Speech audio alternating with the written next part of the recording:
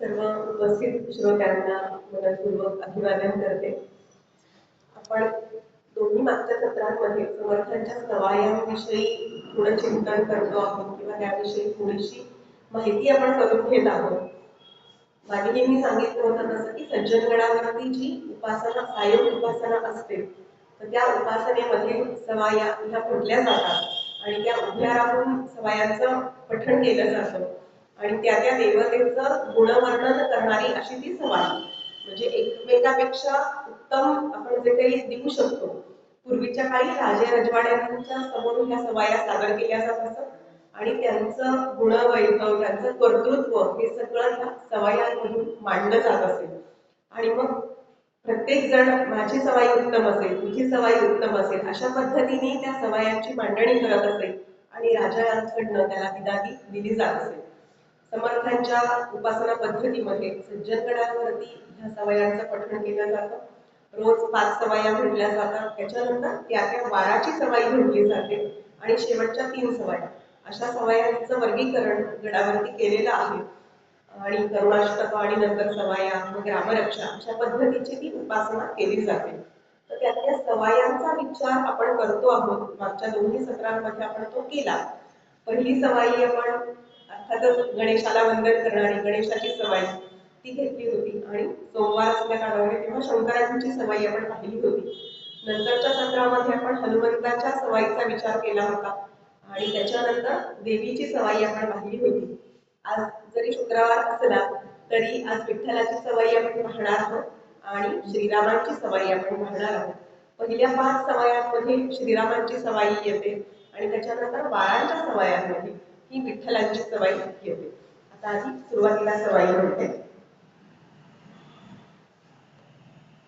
नाम श्रीराम सुंदर, नाम श्रीराम सुंदर, ध्याती उमा महेश्वर, सिंहासनी रघुवीर, अंकी सीता शोभली.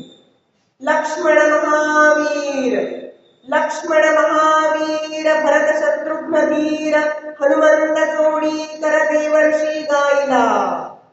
ज्याचे ध्यानी रामदास, ज्याचे ध्यानी रामदास, तेच ध्यान कल्याणास, बंधू दत्तात्रेयास राम प्रेमा लाधला.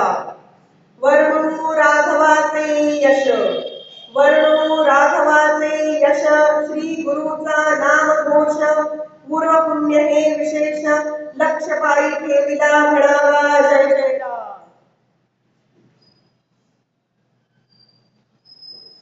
श्रीरामांचं गुणवर्णन करणारी ही सवाई, श्रीरामांच्या सगुण रूपाचं वर्णन करणारी ही सवाई.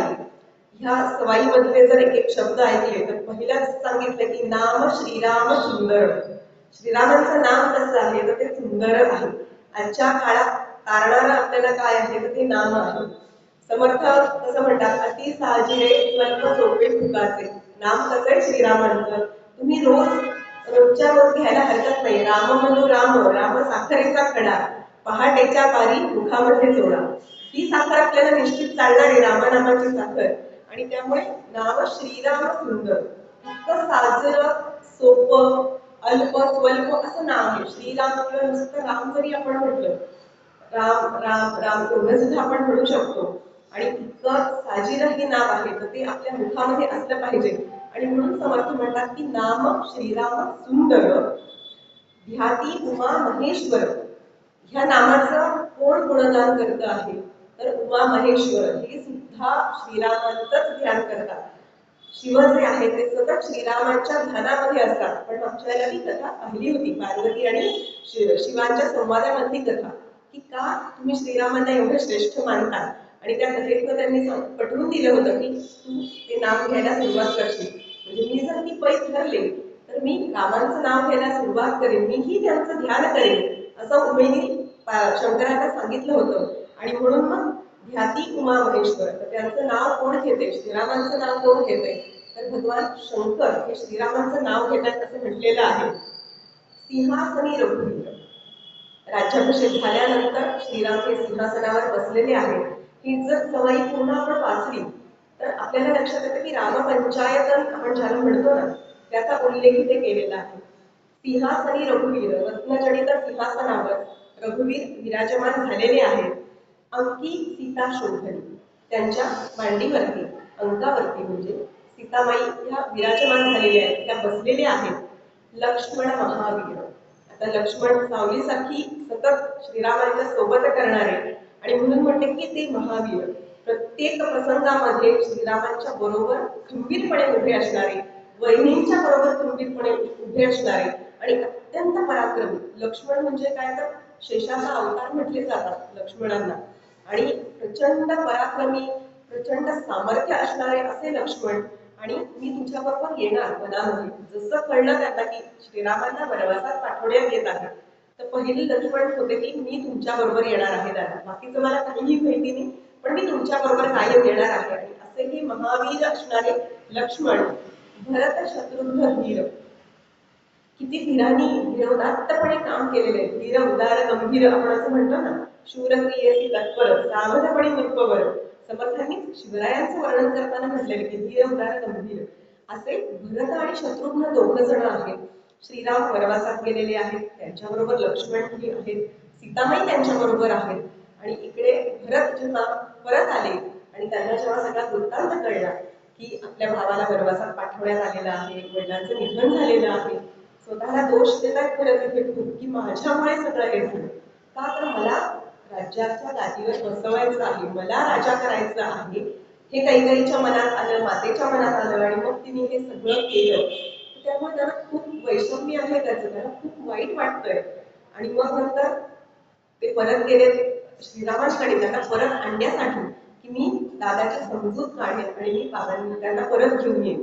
पण श्रीरामाने सांगितलं की एकदा वचन दिलंय तर बाबांच्या वचनाचं मी काय करतो, बाबांना जर मी सांगितलेलं आहे किंवा बाबांनी जे आईला वचन दिलेलं आहे त्या वचनाचं आपण काय करणार, त्यामुळे मी तर येणार नाही. आणि मग भरतांनी श्रीरामांच्या पादुका मागितल्या आणि त्या पादुका राजसिंहासनावर ठेवल्या आणि मग त्यांच्या नावाने त्यांनी राज्य केलं. आणि म्हणून म्हटले भरत शत्रुघ्न धीर, कुठल्या परिस्थितीमध्ये कसं वागावं ह्याचा वस्तुपाठ या दोघा बंधूंनी घालून दिलेला आपल्याला दिसतो.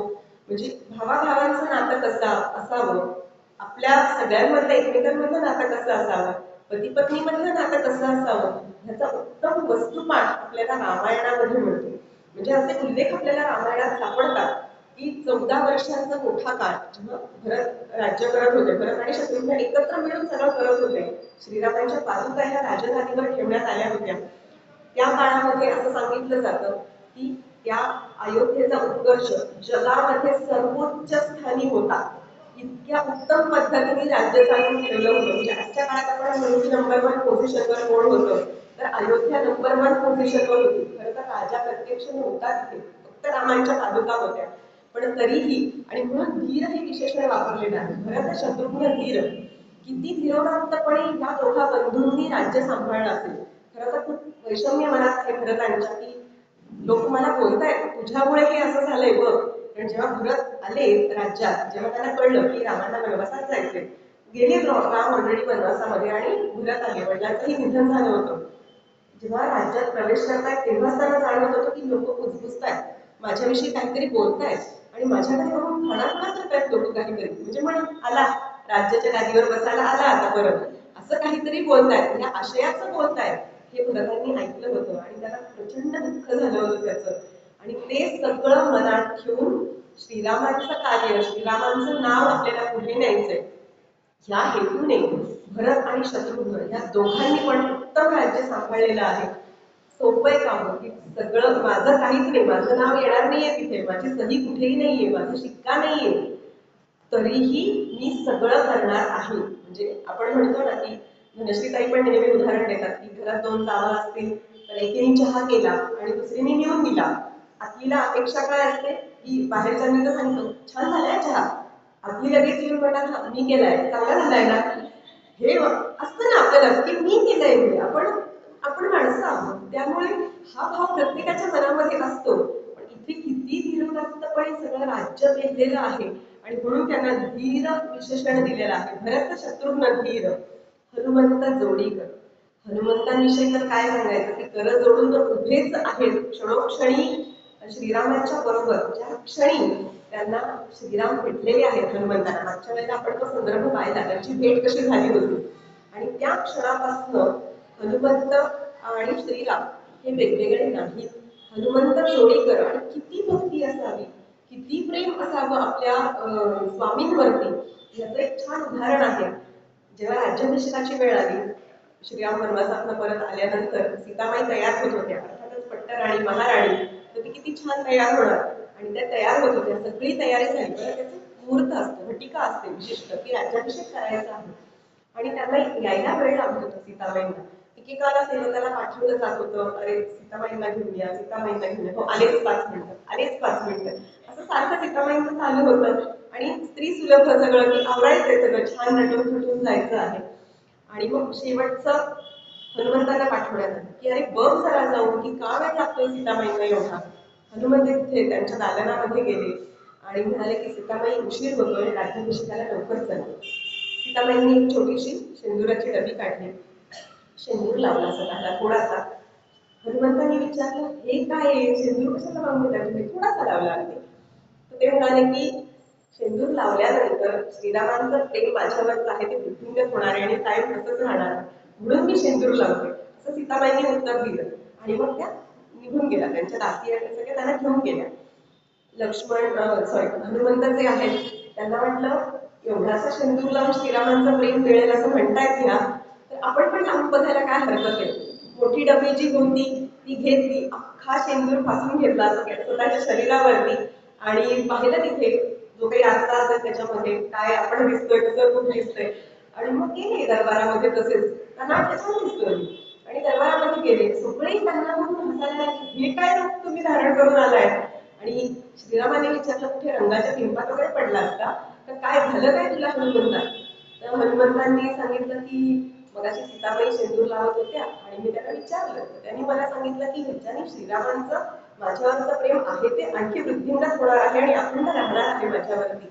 मग मी विचार केला, एवढ्याशा शेंदुराने ते होणार, तर मी अख्खा माझा देहच शेंदुराने थापून घेतला, माखून घेतला, तर मग मला किती श्रीरामांचं प्रेम मिळणार आहे. आणि असे हे हनुमंत, आणि हनुमंत जोडी करत असं म्हटलेलं आहे, सतत करत जोडून उभे आहेत श्रीरामांच्या सेवेसाठी. काय म्हणतात हनुमंत, तुझ्याशिवाय माझ्या मनामध्ये, स्वामींना म्हणतात की तुमच्याशिवाय माझ्या मनामध्ये दुसरा कुठलाही विचार येऊ नये, ही एकमेव प्रार्थना. मला तुम्ही काय देणार आहात, तुला काय हवंय असं मागितल्यानंतर तुमच्याशिवाय मला काहीही नको, तुमचा आशीर्वाद, तुमचं प्रेम, ह्याच्याशिवाय मला काहीही नको असं सांगितलंय. इतके जोडून करो की जेव्हा लक्ष्मण पेशुद्ध पडले युद्धाच्या वेळेला, द्रोणागिरीवरनं औषधी वनस्पती आणायच्या होत्या, तर आपल्याला ती सगळं माहिती, सुषण वैद्याला त्यांनी आणलं, उचलून आणलं अक्षरशः. आणि आपण पाहिलंय, रामायण पण पाहिले, पण मूळ वाल्मिकी रामायणात पण तो उल्लेख दिलेला आहे की त्यांनी त्यांना आणलं औषधी वनस्पतींसाठी. आणि मग द्रोणागिरी पर्वतावरनं ते आणायचे आहेत, कोण जाणार, कोण जाणार, बरं हे स्वतःहून नाही आधी सांगणार की मी जाणार आहे, मी जाणार, पुढे पुढे कधीच नाही करत, विचारलं की काम करणार लगेचच.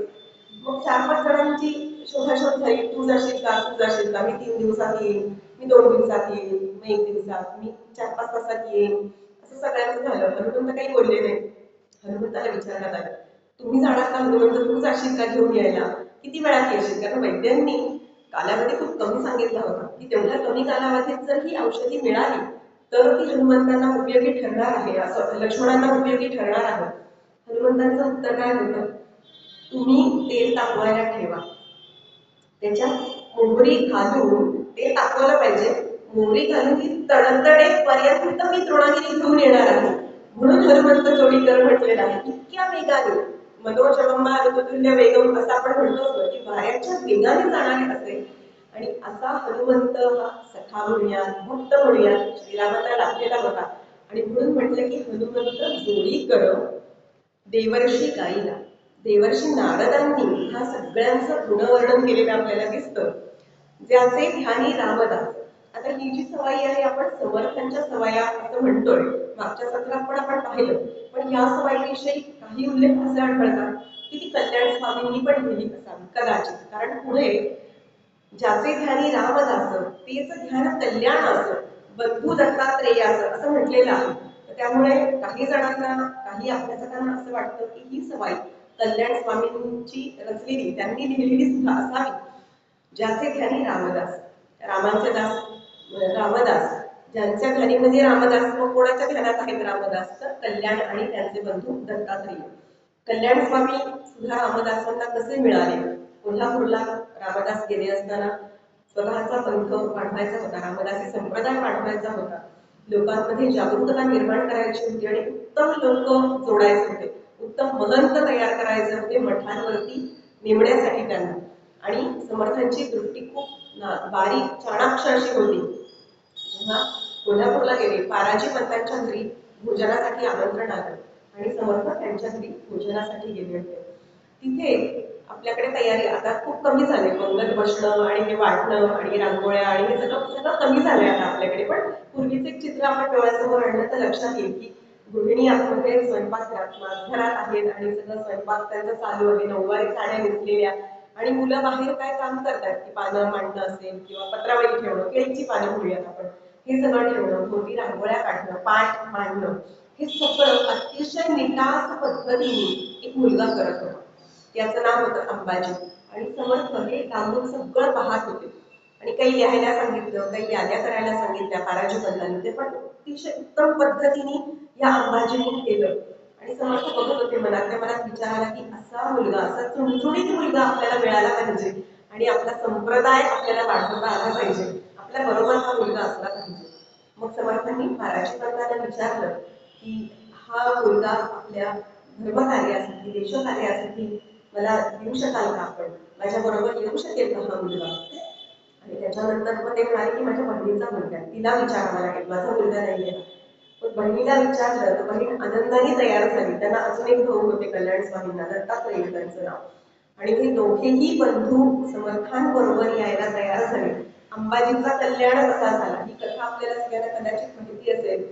फांदी तोडायला सांगितली होती, रथोत्सव जेव्हा होता, श्रीरामांचा उत्सव, फांदी मध्ये येत होती आणि फांदीच्या टोकावर बसून फांदी तोडायला समर्थांनी सांगितली आणि मग अंबाजी विहिरीत पडला. दिवसभर तसाच होता. मग सगळे शिष्यगण म्हणायला लागले की असे काय समर्थ, त्यांना काळजी वाटत नाही का आपल्या शिष्यांची, जरा काही लक्ष द्यावं, काही चौकशी करावी. वीणास्वामी गेल्या आणि त्या म्हणाल्या, अहो बघा तरी त्या मुलाचं काय झालंय, आतमध्ये पडलाय विहिरीत. समर्थांनी असं जाऊन पाहिलं, डोकावले होतं समर्थ आणि म्हणाले सगळं काही कल्याण आहे ना? असं म्हटल्यानंतर ते लगेच वरती आले कल्याण स्वामी. आणि म्हणून तेव्हापासून अंबाजीचं नाव हे कल्याण झालेलं आपल्याला दिसतं. आणि असा कल्याण शिष्य हा समर्थांना मिळालेला होता. कोणाचं ध्यान करत होते? अर्थातच समर्थांचे गुरु श्रीराम, त्यांचं ध्यान हेही करत होते.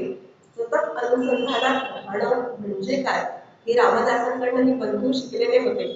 आणि सतत समर्थांचं ध्यान, समर्थ ध्यान करतात श्रीरामांचं, आणि हेही दोघेही श्रीरामांचं आणि समर्थांचं दोघांचंही ध्यान करत होते असं सांगितलं जातं. दत्तात्रेय आणि कल्याण या दोघांनाही समर्थांनी अनुग्रह दिलेला होता आणि समर्थांचं पुढचं जे कार्य आहे हे दोघं मिळून पार पडत होते. म्हणून म्हटले, ज्याचे ध्यानी रामदास तेच ध्यान कल्याण असं, बंधू दत्तात्रेयास राम प्रेम लाभला. श्रीरामांचं प्रेम कशाने आपल्याला साध्य होणार आहे? त्यांच्या ध्यानातनं, त्यांचं स्मरण करण्यातनं साध्य होणार आहे. सतत अनुसंधान काय असलं पाहिजे, लक्ष किती असलं पाहिजे. एकदाच दाखवून दिलाय फक्त कल्याण स्वामी, जेव्हा समर्थाने सांगितलाय तेव्हाच दिलाय आणि तेव्हा एकदाच लिहून त्यांचा पूर्ण पाठ झाला होता. आपल्याला डाळ गप्पूची गोष्ट माहितीये की त्यांना गुळ आणि डाळ हा उत्तम आहार समर्थाने द्यायला सांगितला होता. कारण सज्जनगडावर जर आपण गेले असाल तर आता तर खूप सोयीसुविधा आहे, पण पूर्वीच्या काळी त्यांना कफाची व्याधा होती. मग दुर्गोडी नदीचं ताजं पाणी आणायला पाहिजे. ते हंडे जर आज आपण पाहिले तर आपण थांबवून जातो की आपण नुसते सुद्धा उचलू शकणार नाही ते हंडे, इतके मोठे हंडे. असे 2 हंडे घेऊन कल्याण स्वामी गडावरती येत असत आणि समर्थांच्या पाण्याची सोय होत असे. मग त्यांना तसा आहार पण दिला गेला पाहिजे. असे गुरु आणि असे शिष्य बघा की त्यांना तो आहार मिळाला पाहिजे. आणि म्हणून गुळ आणि डाळ, चण्याची डाळ याचं भिजवून असं एकत्र डाळ भिजवलेली आणि गुळ असं त्यांना द्यायला सांगितलं होतं, किंवा दाणे सुद्धा.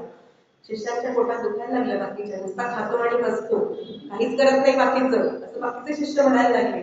आणि जेव्हा शिवराय समर्थांच्या भेटीला आले होते तर तेव्हा दासबोधातली एक ओवी समर्थ म्हणाले, आठवत नाहीये मला आता, कोणाला आठवती का ती ओवी? मग पारायण तर बरेच झाली आहेत तुमच्या सगळ्यांची, मग माझी 10 झाली आहेत, माझी 15 झाली आहेत, माझी 20 झाली आहेत, असं एक एक शिष्य सांगत राहिलेला. आणि कोणालाच काही आठवेना. आणि मग म्हणाले त्या कल्याणाला बोलवून आणा. ही लोक म्हणे काहीच काम करत नाही, नाहीतरी खातो आणि खाल्लं पाणी घेऊन येतो, बोलवा त्याला. त्याला बोलवण्यात आलं आणि जी ओवी सांगितली समर्थांनी, ती ओवी तशीच्या तशी कल्याण स्वामींनी तात्काळ म्हणून दाखवली. आणि मग समर्थ म्हणाले किती पारायण केलीस रे कल्याणा? ते म्हणाले समर्थ कृपेने एकच पारायण झालंय. जेव्हा मी लिहिलंय तेव्हा एकच माझं पारायण झालेलं आहे आणि तेवढ्यातनं इतकं अख्खा दासबोध लक्षात ठेवलेला होता. तर असे हे समर्थ शिष्य कल्याण. वर्णो राघवाचे यश, श्री गुरूचा नामघोष, पूर्व पुण्य हे विशेष, लक्ष पायी ठेविल्या म्हणावा जंजिरा. राघवाचं यश वर्णन करणारी, मी सुरुवातीला म्हटलं तसं रामपंचायत. आणि ही जर सवाई आपण नीट पाहिली ना, तर शैव आणि वैष्णव ह्या दोन्हींचंही ऐक्य ह्या सवाईत आपल्याला दिसतं. अर्थात पुढच्या सवाईत पण कसं दिसणार आहे, पण ह्या सवाईमध्ये सुद्धा दिसतं. कारण ज्या काळामध्ये समर्थांनी काम सुरू केलं, मोगलांचं राज्यात अर्थातच, पण प्रत्येक जण माझा मंत्र श्रेष्ठ, मी शैव उपासक, मी वैष्णव उपासक, मी गणपत्य उपासक, मी सूर्य उपासक, हे प्रत्येकाचं ठरलेलं होतं. आणि दुसऱ्याच्या पंथाला तुच्छ लेखण्याची वृत्ती ही खूप जास्त समाजामध्ये वाढत होती. आणि समर्थ म्हणायचं की आपापसातच भांडू नका रे, आपल्याला मोगलांविषयी मोगलांविरुद्ध लढायचं आहे. आपापसात आपण जर भांडत बसलो तर कसं होईल? मग मी वैष्णव, मी शैव असं करण्यापेक्षा आपण सगळे एकत्र आहोत. एकाच परब्रह्माची ती नानाविध रूप आहेत, हे तुम्ही का लक्षात घेत नाही आहात? आणि म्हणून इथे सुद्धा समर्थांनी म्हटलंय की नाम श्रीराम सुंदर, ते विष्णूंचे अवतार आहेत श्रीराम, आणि ध्याती उमा महेश्वर हे शंकर. त्यामुळे दोन्हीचं ऐक्य सुद्धा ह्या सवाईमध्ये आपल्याला दिसतं. श्रीरामाचं सगुण रूपातलं वर्णन आपल्या समोर आले. सगुण रूपाकडून निर्गुण रूपाकडे जायचंय आपल्याला. वरुण राघवाचे यश, श्री गुरूचा नामघोष, पूर्व पुण्य हे विशेष, लक्ष पायी ठेविल्या म्हणावा जय जयराम, असं समर्थ म्हणतात. आता आत्मसाक्षात्कार झाल्यावर गुरु आणि शिष्य असा भेद राहत नाही. आणि म्हणून म्हटलंय श्री गुरुचा नामघोष. जेव्हा आपण श्रवण, मनन, निधिध्यास, साक्षात्कार ही सगळी पायरी आपण एक एक पाडत जातो, तेव्हा गुरु आणि शिष्य असा भेदच उरत नाही. आपण सगळे एकत्र आहोत. जसं आपल्या प्रत्येकामधलं आत्मतत्व एकच आहे, तसं गुरु आणि शिष्य यांच्यातलाही भेद तो हळूहळू गळून जायला लागतो. आणि म्हणून काय करायचंय आपण? श्री गुरूंचा नामघोष, जे आपले गुरु आहेत त्यांचं नाव आपण तोंडात घेऊया. किती अवघड आहे बघा, पटकन नाव नाही येत आपल्या तोंडात, देवाचं नाव नाही घेऊ शकत. आणि थोड्या वेळ जरी घ्यायला लागलं ना, कुठेतरी मन भरकटतं आणि दुसरंच काहीतरी विचार करायला लागतो आपण. आणि म्हणून म्हटलंय की नाव, देवाचं नाव मुखामध्ये असणं हे आजच्या काळात कलियुगामध्ये फार महत्वाचं आहे. आणि पूर्वपुण्य विशेष असल्याशिवाय हे घडत नाही. जोपर्यंत आपली कुठली तरी पुण्याई नसते तोपर्यंत आपल्याला काहीतरी ऐकावंसं वाटत नाही. आता ऑनलाईन पण आपल्याकडे सुविधा आहे, दूरस्थ पद्धतीने आपण ऐकू शकतो, पण ते नाही होत. कधीतरीच असं वाटतं की व्याख्यानाला जाऊया का, काहीतरी मनात विचार येतो, पण असं वाटतं नको जाऊ दे, कशाला जायचं, नंतर बघू. आता काहीतरी ऑनलाईन आहे की गीता धर्म मंडळाच्या ह्याच्यावर पण ऑनलाईन मिळते, बघू नंतर ऐकू आपण. पण शेवटी प्रत्यक्ष ऐकण्याचा असा अनुभव असतो. आणि असं अनेक जाणकार, अनेक अभ्यासक सांगतात, तुमचं पूर्वपुण्य असल्याशिवाय ही इच्छा होत नाही. आपल्याला ती इच्छाच होत नाही की मी काहीतरी ऐकेल, म्हणजे ऑनलाईन असेल ऑफलाईन असेल. ऑफलाईन आपण 100% म्हणूया, ऑनलाईनला आपण 60% मार्क देऊयात की ती इच्छा असल्याशिवाय. म्हणून पूर्वपुण्य हे विशेष म्हटले, हे मला समजून घ्यायचे, हे मला जाणून घ्यायचे, ही बुद्धी कधी होणार आहे मला, माझं काहीतरी मागच्या जन्मीचं संचित असलं पाहिजे. आणि योगभ्रष्टोपी आहे ते म्हटलेलंच आहे ना भगवंतांनी, की तुमचं मागच्या जन्मी जे काही राहिलेलं आहे, काम राहिलेलं आहे, असं आपण म्हणतो मी कशाला करायचं ह्या जन्मी उत्तम काम, मला काय उपयोग आहे. नंतर समजा 80व्या वर्षी आपण म्हटलं की नाही हे उत्तम करा तुम्ही, तुम्हाला आता जायचंय, मला किती राहिलेत माझे, काही राहिलेले नाही, कशाला उत्तम काम करू. कॅरी फॉरवर्ड होतं ते सगळं. म्हणजे आपण पासबुक भरतो ना बँकेमध्ये की बॅलन्स पुढे येतो आपला, तोच भाग आहे की तुमचं जर पूर्वपुण्य असेल, पूर्वपुण्याई असेल, तर ते पुढे येते. आणि म्हणून उत्तम काम करा, उत्तम ज्ञान मिळवा आणि उत्तम शिकत राहा, हे आपल्याला तत्वज्ञ त्याच्यासाठी सांगतात. आणि म्हणून इथे म्हटलं की पूर्वपुण्य हे विशेष, लक्ष पायी ठेवूया. कोणाच्या पायी लक्ष हवंय, कोणाच्या पदी लक्ष हवंय आपल्याला, श्रीरामांच्या चरणी. इकडे तिकडे बघायचंच नाही. आपल्याला लक्ष्मणांची कथा माहितीये, सीतामाईंच्या चरणावर फक्त लक्ष. म्हणून नाहम जानामी केली, नाहम जानामी कुंडले म्हटले, मला फक्त त्यांच्या पायातले पैंजण माहितीये, कारण का मी रोज त्यांना वंदन करत होतो आणि वंदन करताना मला त्यांच्या पायातले पैंजण तेवढे दिसायचे रोज, आणि म्हणून मी पैंजण निश्चित ओळखू शकतो सीतामाईंचे, असं लक्ष्मणाचे उद्गार आहे. त्यामुळे आपलं लक्ष कुठे असलं पाहिजे? ईश्वराच्या चरणकमलावरती आपलं लक्ष असलं पाहिजे. आणि म्हणून म्हटलं की पूर्वपुण्य हे विशेष लक्ष पायी ठेविल्या. आणि मग सगळ्यांनी लक्ष रामाप्रती ठेवल्यावर आपल्या मनात काय भावना येईल? समर्थांनी म्हटलंय, दाता एक रघुनंदन वरकड लंडी देईल कोण, तया सोडून आम्ही जन कोणाप्रती मागावे. म्हणून आम्ही रामदास श्री रामचरणी आमचा विश्वास, कोसळोनी पडो हे आकाश आणि त्याची वासना पाहू. आमचा विश्वास कुठे असला पाहिजे? श्रीरामांच्या चरणावरती. तो आमच्या पाठीशी आहे, ईश्वर आमच्या पाठीशी आहे, हा आत्मविश्वास जेव्हा आपल्या मनात असतो ना, तेव्हा उत्तम काम करतो आपल्या हातनं. विश्वास ठेवायला पाहिजे, संकट येणार आहे, आपण माणसं आहोत, त्यामुळे दाता एक रघुनंदन म्हटलं, तो एकमेव देणार आहे. देव शब्दचा अर्थच आहे की देणार, जो काही सगळं आपल्याला देत असतो. दाता एक रघुनंदन वरकड लंडी देईल कोण, आणखी कोण देणार आहे आम्हाला? तया सोडून आम्ही जण कोणाप्रती मागावे? कोणाकडे आम्ही मागायचे? तर आम्ही श्रीरामांकडे मागणार आहोत. आणि पुन्हा काय मागायचंय आपण?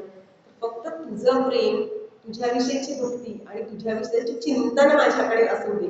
माझं संसारात असं चाललंय, हा प्रश्न आहे, तो प्रश्न आहे, ते नाही मागायचंय आपल्याला. त्यांच्याही जीवनात प्रश्न होते, आपल्याही जीवनात प्रश्न आहेत, ते त्यांनी त्यांच्या पद्धतीने सोडवले, आपल्याला आपल्या पद्धतीने सोडवायचे आहे. म्हणून मागायचं काय? त्यांचं प्रेम, त्यांचं नाम मुखामध्ये माझ्या अखंड असू दे, तुमची भक्ती माझ्याकडनं होऊ दे, तुमच्याच विषयीचं चिंतन माझ्याकडनं होऊ दे, हे आपल्याला त्यांचं मागायचं आहे. आणि म्हणून आम्ही रामदास, म्हणून आम्ही रामाचे दास आहोत. त्यांच्या चरणी आमचा विश्वास आहे, श्रीरामचरणी आमचा विश्वास, कोसळवणी पडो हे आकाश आणि त्याची वासना पाहू. आकाश जरी कोसळलं ना आमच्यावरती, तरी आमचा विश्वास श्रीरामांवरती आहे, त्यांच्या चरणांवरती आहे, आणि ते उत्तम तेच आमच्यासाठी करणार आहे, हे आम्हाला माहिती आहे, असं समर्थ म्हणतात.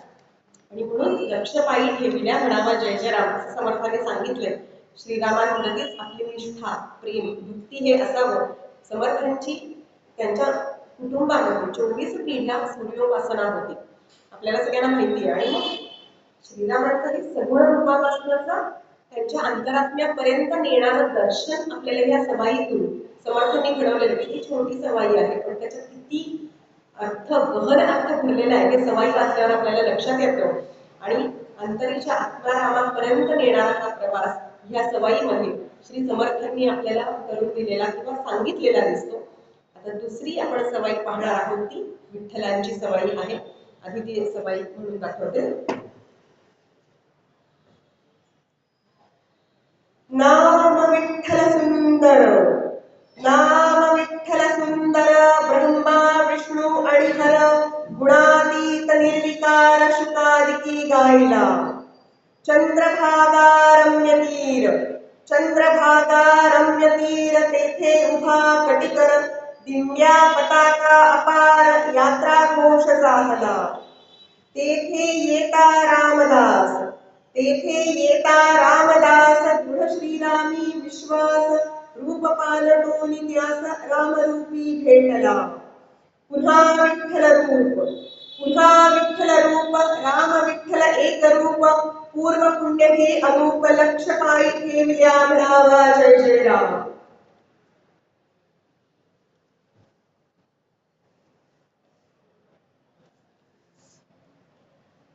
विठ्ठलांचं वर्णन करणारी ही सवाई, अर्थातच पंढरपूरचं महात्म्य आपल्याला माहिती आहे. वारीला अनेक वर्ष अनेक वारकरी आपल्याकडे जात आहेत. एक सांस्कृतिक उत्तम वैभव आपल्याला पंढरपुरामध्ये बघायला मिळतं. आणि एखाद्या विठुरायाच्या दर्शनासाठी लाखोंचा जनसागर हा पंढरीमध्ये लोटलेला आपल्याला दिसतो. आषाढी वारीला असेल, कार्तिकीच्या वारीला सुद्धा असेल, तर ह्या सवाईमध्ये सुद्धा नाव विठ्ठल सुंदर, अर्थात विठ्ठलाचं नामही तितकंच सुंदर आहे. जय जय रामकृष्ण हरी किंवा रामकृष्ण हरी आपल्याकडे जे म्हटलं जातं, सगळ्यांचंच नाव त्याच्यामध्ये घेतलं जातं. नाम विठ्ठल सुंदर, ब्रह्मा विष्णू आणि हर. पुन्हा इथे आपल्याला शैवाळी वैष्णव एकतेचा संदेश समर्थ देतात. समर्थ त्यांचं कुठलंही काव्य आपण पाहिलं तर अनेक गूढ संदेश, गुप्त संदेश समर्थ पोहोचवत आहेत सगळ्यांपर्यंत. नुसतंच काव्य त्यांचं म्हणून लिहिलेलं नाही. आता इथे ब्रह्मा विष्णू आणि हर म्हटले, तिकडे नाम श्रीराम सुंदर ध्याती उमा महेश्वर असं म्हटलं होतं. त्यामुळे आपण सगळेजण एक असायला हवंय ही समर्थांनी त्यांच्या अनेक कृतींमधनं दाखवून दिलं. अर्थातच उपासना पद्धती लावून दिली, तरुणांना एकत्र केलं, पदोपासनेला प्रवृत्त केलं. हाही संदेश त्यांना द्यायचा, भांडत बसू नका रे असं एकमेकांमध्ये. आपण सगळे एक होऊया आणि ह्या मोगलांचा प्रतिकार करूया. मी असा मी तसा म्हणण्यापेक्षा आपण एक होऊया. आणि म्हणून म्हटलंय ब्रह्मा विष्णू आणि हर गुणातीत निर्विकार. अर्थात परब्रह्म कसं आहे, परब्रह्म तत्व कसं आहे, गुणातीत आहे, तिन्ही गुणांच्या पलीकडे गेलेलं आहे. सत्व रज आणि तम हे तीन गुण आपल्याला सगळ्यांना माहिती आहेत.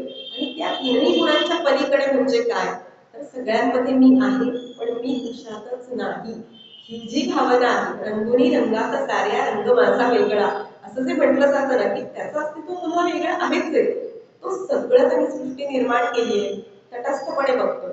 लोक कशी वागतायत, काय करतायत, कोणी चांगलं वागतंय, कोणी वाईट वागतंय, कोणी उत्तम गोष्टी करतंय, कोणी अहिंसा करतंय, कोणी हिंसा करतंय. जे काही चाललंय ते सगळं सृष्टी निर्माता तो आहे. तो बघत बसलेला आहे सगळं, की ही मी सृष्टी निर्माण केली आणि मी पाहतो आहे सगळी. आणि मग जेव्हा विनाश करायचा असेल तो ठरवतो आणि त्या सृष्टीचा विनाश सुद्धा करतो. आणि म्हणून म्हटलंय गुणातीत निर्विकार. खरं तर त्याला आकार नाही, रंगरूप नाही, परब्रह्म तत्व आपण जे म्हणतो ना.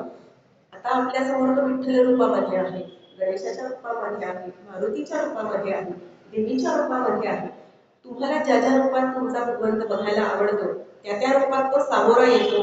सांगतो काय, तर माझी भक्ती करा, माझं ध्यान करा, माझं स्मरण करा, माझ्यातनं शक्ती घ्या, माझ्यातनं ऊर्जा घ्या, सकारात्मक प्रेरणा घ्या. आता विष्णूच्या विठ्ठलाच्या शिरावरती शिवलिंग आहे, आपल्याला सगळ्यांना माहिती आहे. जर आपण पाहिलं असेल नीट तर आता मुकुट घातलेला बऱ्यापैकी फोटो आपण बघतो, पण त्यांच्या शिरावर पण शिवलिंग आहे. म्हणजे पुन्हा शैव वैष्णव ऐक्य इथे दाखवलेलं आपल्याला दिसतं.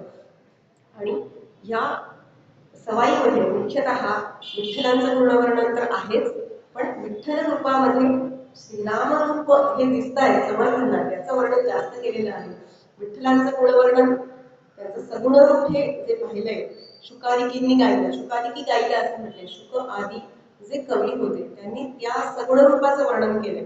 आपल्याला बघा समोर सगुण रूप दिसलं की आपण वर्णन करू शकतो. एखादी व्यक्ती विचारायची, त्याने काय होत्या, इथे राहतात बघा, अशा उंच आहेत, लांब केस आहेत, आपण जसं वर्णन करतो ना व्यक्तीचं, तसं इथे ह्या सगुण रूपाचं वर्णन शुक आदी मुनींनी किंवा कवींनी केलंय. असं समर्थांनी म्हटलंय, नाम विठ्ठल सुंदर ब्रह्मा विष्णू आणि हर गुणातीत निर्विकार शुकादिके गायला. चंद्रभागा रम्य तीर तेथे उभा कटिकर. चंद्रभागेचा रम्य तीर जो आहे, परिसर उत्तम, दिंड्या पताकांचा कोश, पुढे म्हटलेलंच आहे ते की दिंड्या पताका तिथे असतात. आणि वारीचा जो काळ असतो, आपण जर कधी पंढरपूरला गेलो असू तर 12ही महिने गर्दी असते पंढरपूरला, कधी गेलं तरी गर्दीच असते. पण तो जो सगळा भाव असतो तिथला, आणि वारकऱ्यांच्या मनातला भाव आपण बघतो. मैलोन मैल चालत जातात, कशासाठी हो, किती ती भक्ती. आणि तिथे जाऊन पुन्हा आषाढीला दर्शन तर होत नाही विठुरायाचं, फक्त कळसाचं दर्शन घेऊन ही मंडळी परत येतात. पण किती तो भक्तिभाव असेल, किती ती भक्ती असेल. म्हणजे तुकाराम महाराजांच्या वडिलांची कथा सांगितली जाते. बोलोबा त्यांचं नाव, बोलोबा आणि कणकाई हे त्यांचे आई वडील. अनेक वर्ष ते वारीला जात असत बोलोबा, आणि कणकाईंना काही बरोबर नेत नसत. ते 12-13 वर्ष झाली ते वारीला जातात आणि सावकारी परंपरा, सावकार होते ते. आणि ह्या मागे लागल्या एक वर्ष, नाही मला यायचंच आहे वारीला, तुम्ही दरवर्षी जाता, काय करता मला माहिती, मला यायचंय या वर्षी वारीला. आणि मग म्हणाले की बघ मी तुला नेईन, तिथे जाऊन काहीही मागायचं नाही, काहीही बोलायचं नाही, फक्त दर्शन घ्यायचं आणि परत यायचं. हो हो म्हणाले, असंच करूया आपण जाऊया वारीला. आणि मग बोलोबा आणि कणकाई माऊली दोन जण वारीला निघाले. आणि मग पंढरपूरला गेल्यावर हरकून गेल्या हो बिचाऱ्या, कारण इतकं सगळं ते सगळी दुकानं आणि सगळ्या यात्रेचा उत्सवाचं स्वरूप सगळं, छोटी छोटी दुकानं. पूर्वीचं चित्र आपण डोळ्यासमोर आणलं तर लक्षात येईल. आणि स्त्रियांना बाहेर पडायला मिळायचं, आज आपण हा चल मी जाऊ येते असं नव्हतं, परवानगीच नसायची मुळामध्ये, आणि पैसे तर त्याहूनही नसायचे. तर गेल्या आणि बघतात आपली दुकानं छान, इकडे तिकडे दिसतंय सगळं, बांगड्याच बघू का, मी हेच बघू का, असं स्त्री सुलभ सगळ्या ज्या गोष्टी त्या बघतायत. बोलोबा पुढे गेले, देवळापर्यंत पोहोचले, ह्या मागेच राहिल्या कुठेतरी दुकानांमध्ये भरकटत. आणि त्यांनी दर्शन घेतलं, विठ्ठल रखुमाईचं दर्शन घेतायत. विठ्ठलांची मान अशी खाली गेली, अशी कथा सांगते ना ती. आणि मग रखुमाई म्हणाल्या का हो सगळ्यांकडे तर बघत असता मान वर करून आणि हे आले मान खाली का गेली तुमची. ते म्हणाले ते सावकार आहे. आपण सावकाराच्या कायम ऋणामध्ये असतो आणि म्हणून माझी मान आता खाली गेलेली आहे. आणि तो असा भक्त आहे माझा की ज्याने फक्त डिपॉझिट केले, विड्रॉल कधीच केलेलं नाहीये त्यांनी, फक्त भक्ती डिपॉझिट केलेली आहे नित्य नियमाने. आणि म्हणून माझी मान खाली गेलेली आहे की हा असा सावकार आहे की फक्त डिपॉझिट करतोय, माझ्याकडनं काहीही घेत नाहीये, काहीही मागत नाहीये. आणि असं म्हणून दर्शन घेऊन बोलोबा बाहेर पडले. मग कणकाईंना हा दादा अरे आपण दर्शनाला आलो, विठ्ठलाच्या दर्शनाला आलो. मग देवळामध्ये गेल्या, विठ्ठल रूप पाहत उभ्या राहिल्या, निर्भर उभ्या राहिल्या की कसा आहे विठ्ठल, काय रूप आहे विठ्ठलाचं. आणि बघत बघत होत्या. विठ्ठलाला लक्षात आलं त्यांना काहीतरी हवंय, मागायचंय काहीतरी. म्हणाले काय हवंय माझं तुला, द्या का मागितलं तर. म्हणाले तर म्हणाले एक पुत्र मला हवाय, मी निसंतान आहे, मला संतान नाहीये तर मला पुत्र हवाय.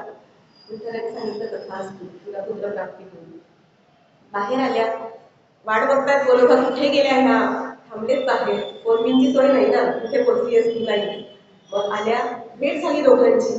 त्यांचा चेहरा बघितल्यावर कळलं ह्यांनी काहीतरी मागितलंय विठ्ठलाकडे. विचारलं काय मागितलंस. म्हणाल्या आपल्याला मूल नाहीये, पुत्र प्राप्ती व्हावी मला, असं मी विठ्ठलाकडे मागणी केली, प्रार्थना केली.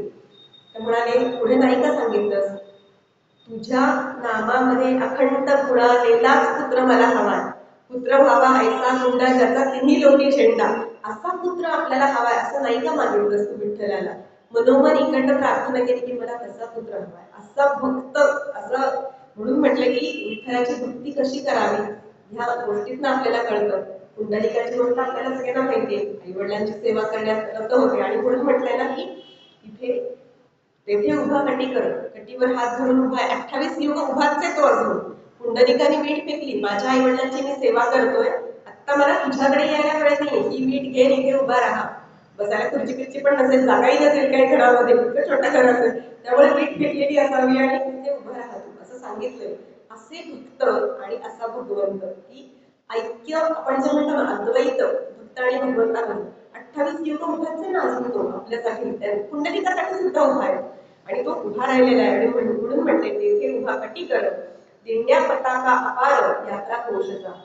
अखंड नामस्मरण चालू आहे, विठू नामाचा गजर होतोय, दिंड्या पताका आहेत, अखंड वारकरी आलेले आहेत. पंढरपूरचं जे चित्र आपण अनेको वर्ष बघत असतो, वारीचं चित्र जे पाहत असतो, त्याचं वर्णन समर्थांनी केलंय. तेथे येता रामदास. अशा पंढरपुरामध्ये रामदास गेलेले आहेत दर्शनासाठी. फिरत फिरत जेव्हा तीर्थाटनाला बाहेर पडले आणि तेव्हा तेव्हा केलेल्या सवय तेव्हाची काव्यात सगळे त्यांची, कुठे कुठे जिथे गेले तिथे. आणि मग तेथे येता रामदास, दृढ श्रीराम विश्वास, त्यांचे तर आराध्य आणि श्रीराम आहेत. आणि त्या पंढरपुरामध्ये श्रीराम विठ्ठलाच्या दर्शनाला गेलेले आहेत. रूप पालटोनी असं रामरूपी भेटला. दर्शनाला गेले, आतमध्ये दिसतंय कोण, श्रीरामच दिसताय. सगळी अयोध्या नगरी आहे असं वाटायला लागलंय आजूबाजूला. म्हणजे कथा सांगितल्या जातात की तिथले जे पडवे लोक होते पंढरपूरचे घाबरले, सगळं वेगळंच वातावरण निर्माण झालं. समोर श्रीराम आहे, आजूबाजूचं वातावरण अयोध्येचं वातावरण आहे, हे तर पंढरपूर आहे, इथे तर विठ्ठल देवताचं अस्तित्व आहे. आणि मग हे काय होतंय. आणि मग त्या पडव्यांनी सगळ्यांनी प्रार्थना केली समर्थांना, नाही नाही आमचं पंढरपूरच असू दे, हे अयोध्या करू नका तुम्ही. आणि मग त्यांनी पूर्ववत ते केलं असं कथा सांगितली जाते. पण त्याच्यावरती समर्थांचा फार सुंदर अभंग आहे, तो पण सांगणार आहे आता. पुन्हा विठ्ठल रूप राम विठ्ठल एक रूप, पूर्व पुण्य हे अरूप लक्ष पायी ठेवूया. एकदा विठ्ठल दिसतं, एकदा राम दिसतं. आराध्य काय आहे माझं मला ते समोर दिसतं आहे. आणि मग क्षणाक्षणात म्हणजे गजानन महाराजांची पण कथा आपल्याला माहिती आहे. समर्थ स्वरूपामध्ये त्यांनी दर्शन दिलं होतं, ही कथा आपल्याला माहिती. तेच जसा भाव तसा देव. माझ्या मनात जे काही आहे, माझा आराध्य श्रीराम आहे, त्यामुळे मला सगळीकडे श्रीराम दिसतो, ही समर्थांच्या मनातली भावना आहे. समर्थांचा जो अभंग आहे, समर्थ त्याच्यात म्हणतात, येथे कारे उभा श्रीराम, तू इथे काय येऊन उभा राहिला असेल. मनमोहन मेघश्याम, इतकं सुंदर रूप आहे तुझं. काळा सावळा सावळा श्रीराम आहे, हातात धनुष्यबाण घेतलेला असा श्रीराम, तू इथे काय येऊन उभा राहिलास. चाप बाण काय केले, तुझं धनुष्य कुठे गेला, त्याचे बाण कुठे गेले, सगळं कुठे ठेवलंयस तू. तू धनुर्धारी आहेस, तू शस्त्राने सज्ज आहेस. विठ्ठल तर कमरेवर हात ठेवून उभा आहे, तू निशस्त्र आहे, पण तू तर शस्त्र हातात घेतलेलं आहे, तर चाप बाण काय केले, करकटावरी ठेवले, असं का केलेस तू? तुझे हात दोन्ही करकटावर ठेवलेस तर आमचं रक्षण कोण करणार आहे? आणि म्हणून येथे कार्य उभा श्रीरामा, मनमोहन मेघश्यामा, चाप बाण काय केले, करकटावरी ठेवले. प्रश्न विचारला श्रीरामांना, असा कसा वागू शकतोयस तू? इथे काय करतोयस असा उभा राहून? का बा धरीला अबोला? माझ्याशी बोलत नाहीयेस, माझ्याशी अबोला धरलायस का तू? जेव्हा त्यांची व्याकुळ स्थिती, जेव्हा घर सोडून आले होते, टाकळीला जेव्हा समर्थ साधना करत होते, तेव्हा करुणाष्टका लिहिली समर्थांनी. आणि मग युक्ती नाही, बुद्धी नाही, विद्या नाही, विवंचना, नेणता भक्तनी तुझा बुद्धीने रघुना येता, उदासीन हा काळ जातो कमीना. खूप उदासीन वाटत होतं. 12-13 वर्षांचं वय, मी घर सोडून आलोय आणि कसं होणार आहे माझं? म्हणजे स्वतःची तर काळजी होतीच आणि मला तर श्रीरामांसाठी काम करायचं, त्यांचीच भक्ती करायची, त्यांचं दर्शन मला घ्यायचंय, हे सगळं मनामध्ये. बरं, लोक आजूबाजूची टोमणे मारत होती, घरातनं पळून आले वाटतं कार्ट, काहीतरी उद्योग केले असतील, हे लोक बोलतात आजूबाजूला. बरं, घरातले शोधक येतील तर पुन्हा घरी परत जावं लागेल, ही पण विवंचना मनामध्ये आहे. आणि अशा आर्त स्थितीमध्ये सगळी करुणाष्टकांची रचना समर्थांनी केली आहे. आणि मग श्रीरामांनी काहीतरी बोलावं हे त्यांच्या मनामध्ये आहे. आणि म्हणून म्हणतात, तोच भाव इथे व्यक्त केलाय, गावाहरीला अबोला, दिसे वेश पालटला. तू बोलत तर नाहीच माझ्याशी, एरवी नेहमी बोलता तुम्ही माझ्याशी, आता का नाही बोलत आहात? आणि हा काय वेश धारण केलाय तुम्ही? तुमचा नेहमीचा वेश कुठे गेला? काय केली अयोध्यापुरी, येथे बसविली पंढरी. अयोध्येपुरी कुठे गेली आपली? भव्य राजसिंहासन तुमचं कुठे गेलं? सीताबाई कुठे गेल्या? तिथे तुम्ही दिसत नाही आहात. शरयू गंगा काय केली? चंद्रभागेच्या तीरावर तुम्ही काय करता इथे येऊन? शरयू गंगा काय केली? कैची भीमा मिळवली? असं का केलंय तुम्ही? हे सगळं एकत्रीकरण का करता आहात? किलकिलाट वानरांचे, थवे न दिसती तयांचे. वानर आजूबाजूला सगळे जे होते, म्हणजे हनुमंतांच्या सगळ्या ह्याच्यातले, ते दिसत नाहीये. इथे त्याचा आवाजही ऐकू येत नाही. दिसे हनुमंत एकला, हा का सैन्यातून फुटला? हनुमंत कुठेतरी एकटाच दिसतोय मला, आणि तो तुमच्या सैन्यातून पळून आलाय का? वेगळ्या ठिकाणी कुठेतरी गेलाय का हनुमंत? काय झाली सीता सती, सीतामाई कुठे गेल्या तुमच्या बरोबर कायम असणाऱ्या? येथे बहुत जन दिसती, खूप लोक मला इथे दिसत आहेत, पण मला सीतामाई कुठे दिसत नाहीये. रामदासी सद्भाव जाणा, राम झाला पंढरी राणा. रामाप्रती इतकी निष्ठा, इतकं प्रेम, इतकी भक्ती, त्यांना त्या विठ्ठल रूपामध्ये रामरूपच दिसायला लागलं. आणि मग इतके प्रश्न समर्थांनी त्या विठ्ठलाला किंवा श्रीरामांना विचारलेले आपल्याला दिसतात. आपल्याला नरहरी सोनारांची कथा माहिती, तसा भाव तसा देव आपण जे म्हणतो आहोत, किंवा शैव वैष्णव ऐक्य. एका सावकारांनी एक नवस केला होता विठ्ठलाला, आणि मग मी तुला करदोटा अर्पण करेन, सोन्याचा करदोटा असं सांगितलं. आणि मग उत्तम सोनार कोण आहे तिथे पंढरपुरामध्ये, त्यांना तो करदोटा बनवायला देऊयात आपण, असं त्यांनी ठरवलं. आणि मग तो त्यांना बनवायला दिला. बनवून झाला, माप घेऊन आले होते कमरेचं विठोबारायांच्या, आणि मग तो बनवला. तो तिथे जाऊन लावून पाहता तो काही बसेना. पुन्हा परत दिला, पुन्हा काहीतरी ते सुधारणा करून पुन्हा दिला, ते काही होईना. मग ते म्हणाले, आपण जे कोणी बनवत आहेत ना त्यांनाच घेऊन या, त्यांनाच बनवायला सांगूयात, म्हणजे प्रत्यक्ष बघून माप घेतील ना. आपण आजच्या भाषेत म्हटलं की टेलरला कपडे शिवायला टाकायचं, तर आपलं माप काहीतरी ड्रेस किंवा ब्लाऊज देण्यापेक्षा आपण स्वतः जाऊन माप दिलेलं केव्हाही चाललं. आणि म्हणून त्यांना इथे पाचारण करा. नरहरी सोनारांकडे गेले ते सावकार आणि म्हणाले, आम्ही तेवढं माप घेऊन या ना, म्हणजे चुकणार नाही सारखं सारखं. ते म्हणाले, मी शैवपंथी, मी शिवभक्त आहे, मी विठ्ठलाच्या देवळात येणार नाही. किती मिनतवाऱ्या केल्या, तेव्हा म्हणाले, एका अटीवर येऊ, माझे डोळे बांधलेले असतील. काय उपयोग ना खरं डोळे बांधलेले असतील, पण म्हणाले डोळ्यावर पट्टी, मी ते रूप बघणार नाही, कारण मी कट्टर शैवपंथी, मी शिवांचा उपासक आहे, मी विठ्ठलाच्या देवळात पाऊलही ठेवणार नाही. पटवल्यानंतर डोळ्यावरती पट्टी बांधली, तिथे घेऊन गेले आतमध्ये, गाभाऱ्यात नेलं देवळामध्ये गेल्यानंतर. आणि मग आता माप घ्यायचं सांगितलं, अंदाजाने इथे असं कमरेचं माप तुम्ही घ्या. हाताने चाचपडायला, कारण डोळे बांधलेले होते, हाताने चाचपडतायत. तर क्षणात त्यांना शंकर वाटायला लागले, कुठेतरी नाग लागतोय की काय, कुठेतरी जटा लागतोय की काय हाताला, असं वाटायला लागलं. आणि ते भ्रमावून गेले थोडेसे. ते म्हणाले, कोणत्या देवळात आणले तुम्ही मला? मी विठ्ठलाच्याच देवळात आणले. मग इथे मला शंकरांचा भास का होतो? ते म्हणाले, नाही, विठ्ठलाची मूर्ती आहे समोर, तुम्ही बघा. मी नाही उघडून बघणार डोळे, पुन्हा हात लावून बघितलं, पुन्हा तेच भास व्हायला लागले सगळे. आणि मग आता राहावे ना शेवटी की काय चाललंय काय हे. आणि म्हणून डोळ्यावरची पट्टी काढली, पाहिलं समोर तर विठ्ठल रूप. बघितलं विठ्ठल रूपाला, पुन्हा डोळ्यावरती पट्टी बांधली नाही, नाही आता मी माफ घेणार आहे आणि मी बाहेर जाणार आहे. आता एकदा पाहिलं मी, खरं पाहायला नकोच होतं पण पाहिलं मी, आता मी जाणार आहे. पुन्हा माफ घ्यायला हात पुढे गेले, पुन्हा नाकाचा स्पर्श होतोय कुठेतरी, कुठेतरी गळ्यातला नाक हाताला लागतोय, जटा लागताय, असं काहीतरी होतं. तिसरा नेत्र जाणवतोय शंकरांचा ते वरती हात लावल्यानंतर. हे काय होतंय असं सारखं. मग डोळ्यावरची पट्टी काढली आणि मग त्याचा साक्षात्कार झाला की दोन्हीही एक रूपच आहे. राम काय, विठ्ठल काय किंवा शंकर काय, हे सगळे एकच रूप, एकाच रूपाची वेगवेगळी रूप आपल्याला धारण केली, एकाच परब्रह्म तत्वाची वेगवेगळी रूप आहेत. म्हणून जशी श्रद्धा तशीच आपली दृष्टी, किंवा जसा भाव तशी आपली श्रद्धा आणि तशीच आपली दृष्टी बनत जाते. समोर जे आपल्याला पाहायला हवं असतं, आवडतं, ते त्या त्या रूपामध्ये आपले प्रकट होतं आणि मग आपण त्याची भक्ती करतो. आणि म्हणून म्हटलं की पूर्व पुण्याशिवाय पुन्हा हे कळत नाही. शेवटच्या ह्याच्यात समर्थ पुन्हा म्हणतात, पुन्हा विठ्ठल रामरूप, राम विठ्ठल एक रूप, पूर्व पुण्य हे अमरूप, लक्ष पायी ठेवूया. पुन्हा हे रूप बघण्यासाठी काय लागतं, तुमची पूर्वजन्मीची काहीतरी पुण्याई असावी लागते.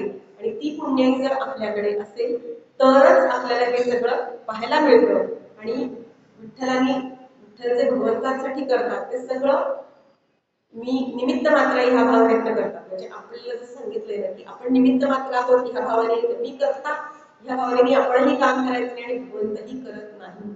आषाढीला भगवंत विठ्ठल म्हणजे झोपायला जातात असं आपल्याकडे म्हटलं जातं आणि कार्तिकेला काय उठतात. जागृती आणि सुषुप्ती ह्याच्या सगळ्या अवस्था आपण म्हणतो. पुढचा पुन्हा 8 महिन्याचा काळ काय आहे, तर जागृतीचाच काळ आहे. तुम्ही सदैव जागृत राहायला पाहिजे, हे ते विठ्ठल रूप आपल्याला सांगते. हे सगळं तो 4 महिन्याचा कालावधी काय, शेतातली कामं असतात. आषाढीच्या वेळेला आपण बघतो की शेतातलं पीक हातात या, आधी पेरणी करून वारीला जायचं, मग पीक हातात यायला लागतं आणि मग त्या पिकाचं सगळं वास्तपुस्त करेपर्यंत कार्तिकी येते. मग उत्तम धान्य हातात आलेलं असतं. नवान्न पौर्णिमा पण आपल्याकडे केली जाते. मग ते धान्य भगवंताला अर्पण करायचं ही सांगितलं जातं. आणि तो करकटेवरील हात ठेवून उभा आहे. कसा असा हात ठेवलेले आहेत करकटेवरील, सांगतात काय आपल्याला ह्या रूपामधनं विठ्ठल हा भवसागर ना कमरे इतकाच आहे, त्याच्यात तुम्ही पुढून जाणार नाही, काळजी करू नका, माझी भक्ती करा तुम्ही. हा भवसागर इथपर्यंतच आहे, नाका तोंडात तुमच्या पाणी शिरणारच नाही, कधी शिरणार नाही. माझी भक्ती कराल, माझं नुसतं नाम घेतलं तरी पुरेसं आहे. वारीला तर आपण म्हणतो की वारीला जाणं फार महत्वाचं आहे, पण ज्यांना जे जे शक्य होईल त्यांनी ते करावं. आणि म्हणून करकटावरी ठेवून तो उभा आहे. काय सांगतोय, मी हात रोवून इथे उभा आहे, तुमच्यासाठी उभा आहे. एकदा या, एकदा भेटा, मला मनपूर्वक नमस्कार करा आणि माझ्याकडनं हवी ती ऊर्जा घेऊन जा. प्रत्येक देव आपल्याला वेगवेगळं सांगतो. सगळे गुण आपल्याकडे, त्याच्याकडे सगळेच गुण आहेत. आपण विष्णू सहस्त्रनाम जे म्हणतो ना, 1008 नावं आहेत त्याच्यामध्ये, बरोबर आहे. प्रत्येक नाव हे त्या देवतेच्या गुणांचं वैशिष्ट्य सांगणारं आहे. प्रत्येक नाव जे आहे ते. मग तुम्ही शस्त्रसज्ज पण असलं पाहिजे, कारण माझ्यावर कोणी हल्ला केला म्हणून श्रीराम पण आहे. मग कधीतरी तुम्हाला खंबीरपणे पाय रोवून उभं राहता आलं पाहिजे, कटेवरती हात ठेवून. हे आपल्याला विठ्ठल सांगतो आहे. गणपती काय सांगतोय, तुम्ही आनंद स्वरूप असलं पाहिजे. देवी काय सांगते आपल्याला, तुम्ही शक्ती स्वरूपिणी असलं पाहिजे. तुमच्याकडे जी चेतना आहे, जी ऊर्जा आहे ती तुम्हाला वापरता आली पाहिजे. असं हनुमंत काय सांगतात, बुद्धिमत्ता वरिष्ठ, तुमची बुद्धी उत्तम असली पाहिजे, शक्ती उत्तम असली पाहिजे, त्याच जोडीला भक्ती पण असली पाहिजे. ह्या सगळ्याचं एकत्रीकरण तुमच्याकडे असलं पाहिजे, हे हनुमंत आपल्याला सांगतात. एकाच देवतेची निरनिराळी रूप जी आहेत ती आपल्याला ह्या सवयांमधनं भेटतात. आपल्याला मार्गदर्शन करतात की तुम्ही काय करायला पाहिजे, आजच्या काळात आता काय करायला पाहिजे. हे थोडंसं मी जोडायचा प्रयत्न करते की श्रीरामांकडनं आपल्याला काय शिकायचंय, रामायणातलं काय शिकायचं, बंधुप्रेम कसं असावं, एकमेकांशी कसं वागावं. आजच्या काळात अवघड आहे सगळं हे करणं, आपल्याला सांभाळणं, पण त्या काळातही अवघडच होतं. ते त्यांनी केलं. आपण थोडं थोडं आचरणात आणण्याचा जरी प्रयत्न केला, आपल्या असण्याने इतरांना समाधान कसा मिळेल, आनंद कसं मिळेल, आनंद कसा मिळेल ह्याचा विचार करणं. किंवा विठ्ठल रूपामध्ये आहे विठ्ठल, तर मी कसा खंबीरपणे उभा राहील प्रत्येक प्रसंगांमध्ये. आयुष्यामध्ये कितीही अडचणी आल्या तरी मी खंबीरपणाने त्या अडचणींना सामोरं जाईल. श्रीरामांनी पण ते केलेलं आहे, विठ्ठलही आपल्याला तेच सांगतायत. आणि हे सगळं आपल्याला केव्हा समजेल, केव्हा आपल्याला जाणून घेता येईल, काहीतरी पूर्वपुण्य आपल्याकडे असल्याशिवाय नाही. माझं काहीतरी पूर्वपुण्य म्हणून मला दासबोध वाचावासा वाटतो, ज्ञानेश्वरी हातात घ्यावीशी वाटते. गीता वाचावीशी वाटते, पाठ करावीशी वाटते, काहीतरी चार गोष्टी ऐकाव्याशा वाटतात. का वाटतात? काहीतरी आपलं पूर्व सुकृत, पूर्व पुण्य हे असतंच असतं, त्याच्याशिवाय पाय इथपर्यंत येत नाहीत आपले. नाहीतर टीव्ही आहे, नाहीतर हे आहेच आहे आपल्याकडे की घरी निवांत बघत बसू शकतो आपण. पण ऐकण्याचा उत्तम परिणाम आपल्या सगळ्यांवर होतो. आपण तर अनेक वर्ष इथे येणारे श्रोते आहात सगळे ज्ञानसत्रासाठी, तर त्यामुळे उत्तम ऐकणं, ते समजून घेणं आणि आपल्याला जे जे शक्य आहे ते आपल्या आयुष्यामध्ये आचरणात आणण्याचा प्रयत्न करणं, हे ह्या दोन सवयांमधनं पण आपल्याला श्रीरामांची सवय आणि विठ्ठलांची सवय, ह्या दोन सवयांमधनं आपल्याला समर्थ संदेश देत आहेत. आपल्या सर्वांचे मनपूर्वक धन्यवाद. आपण इथेच थांबूया. जय जय रघुवीर समर्थ.